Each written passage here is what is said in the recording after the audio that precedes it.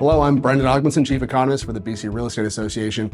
We recently released a report called Building the Future that analyzes what it will take in terms of labor and capital equipment and productivity growth to expand the productive capacity of BC's construction sector and hit bold housing targets to ultimately improve affordability for BC households.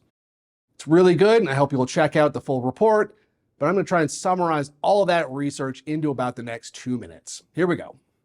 To build housing, we need a few inputs. We need people to do the on-site work.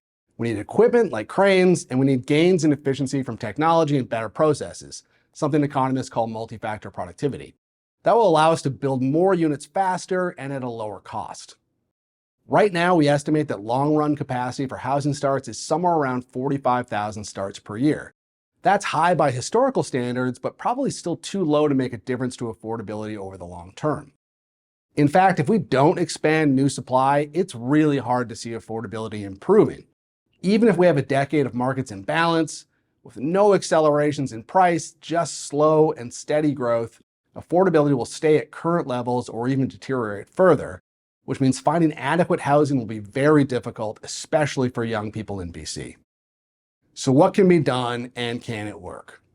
One option is an unprecedented hiring spree, adding about 130,000 new workers to the construction workforce, while replacing the roughly 55,000 workers set to retire in the next 10 years.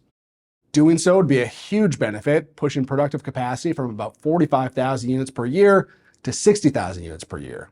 That's enough to really make a difference to affordability, but what if we can do more? What if we can also, through adoption of new technology and better processes across the entire development chain, grow our capacity to 80,000 units by 2035? Then we're talking about real change.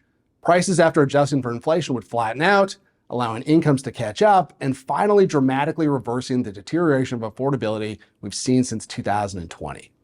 It's one thing to run simulations and models, and if you're like me, it's even fun. But real-world change means overcoming serious obstacles like attracting an unprecedented amount of investment into new housing and attracting and training enough workers into the construction sector.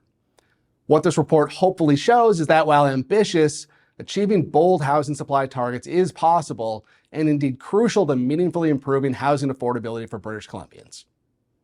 If you like this video, please visit the BCREA website and read the full report. Until next time.